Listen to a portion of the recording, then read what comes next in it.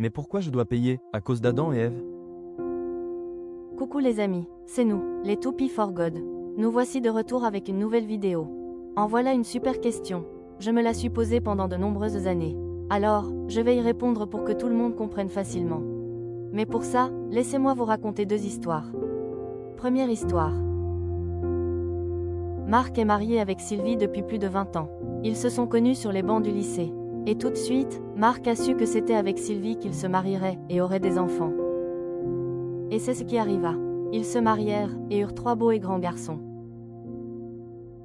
Un jour, Marc fit un malaise, et on le transporta rapidement aux urgences les plus proches. Là, le médecin découvrit que Marc était diabétique. Il l'était à un stade avancé. Et le médecin lui prescrit rapidement des piqûres d'insuline. Marc se demandait pourquoi cela lui tombait dessus. Il avait toujours eu une hygiène de vie exemplaire. Il mangeait sainement, était sportif. En parlant avec sa tante, il découvrit que son père, lui aussi, était atteint de cette maladie. C'était donc dans ses gènes. Il en avait hérité. Finalement, il se dit que ce n'était qu'une petite alerte, qu'il allait se soigner lui-même, et que tout se passerait bien. Il ignora les recommandations du médecin. Sa femme lui dit que c'était une erreur et qu'il serait bon d'avertir les enfants de sa maladie, mais il n'en fit rien. Il se dit que les enfants vivraient mieux sans savoir, et il continua ainsi sa vie.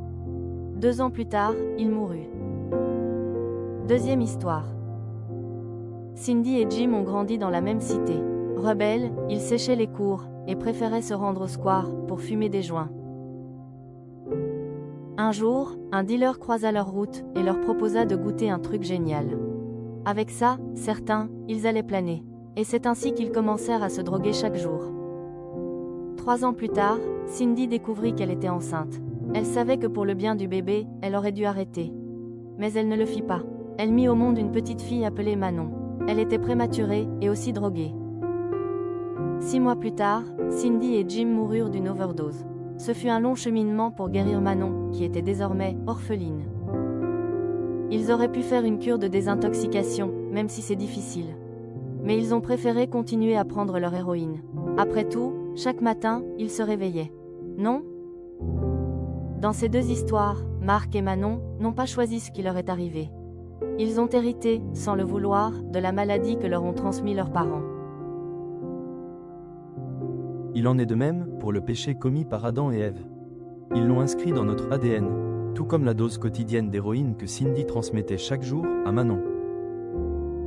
Si nous ne reconnaissons pas que nous sommes malades et que nous avons besoin d'aide, de traitement, c'est la mort assurée.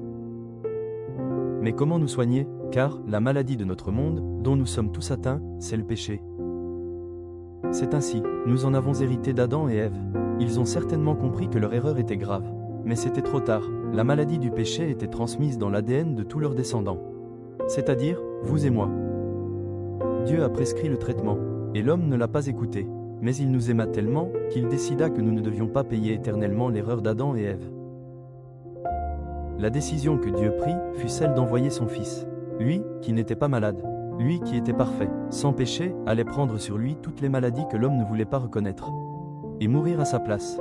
Oui les amis, le péché, cette maladie qui nous séparait de Dieu, il l'a porté à notre place en mourant sur la croix. Si nous reconnaissons cela, alors nous sommes guéris. Nous sommes réconciliés avec Dieu. Notre ADN est pur. C'est comme si pour les personnages des deux histoires, il n'y avait jamais eu de diabète, d'héroïne. Autrement dit, pour nous pécheurs, il n'y aurait jamais eu de péché d'Adam et Ève. Juste nous, et l'amour de Dieu.